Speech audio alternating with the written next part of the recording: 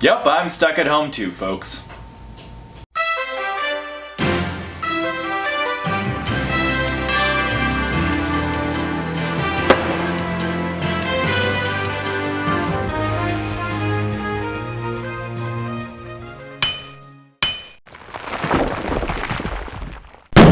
Welcome to Ask the Meadmaker, where I, Ricky the Meadmaker, answer your questions about mead making, mead drinking, mead brewing, and really any question you're willing to send to me. Our first question this week is, what on earth is that? I am sitting at home, stuck at home in this whole coronavirus thing, making weird mead cocktails. And if you want to make weird mead cocktails at your home, we have transitioned to our own storefront for online sales of our mead. There will be a link in the doobly-doo below. Our next question is a good one. If I wanted to learn just one really important thing that I need to know before starting a meadery professionally, what would that one thing be? Something I wouldn't think of. I know that I usually say don't do it. That's still my advice. But a lot of people focus on the mead making, which is important.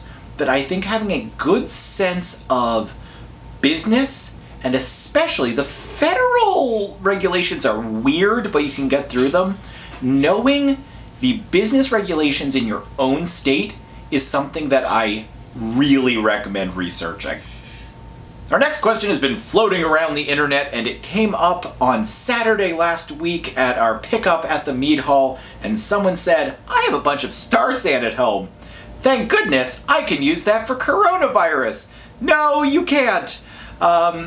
I don't know for a fact that it can't work based on the mechanism by which Star Sand works. I seriously doubt it would be effective against coronavirus or most other viruses, but please don't. There are way better options out there. It's a Philly cup. Yup, that's your Phillies cup. It's the last one, Nora, and then we can talk. That's the Phillies fanatic. We'll talk in a minute, sweetie. You have to be quiet. Here's a great question. What is the one thing other than making mead that helped me get good at making mead? It's a fascinating question. I don't know how I haven't gotten it before.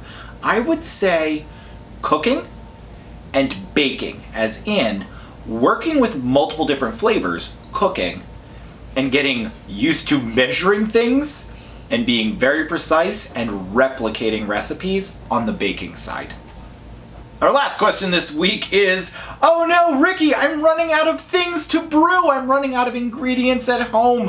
What should I do during this crisis?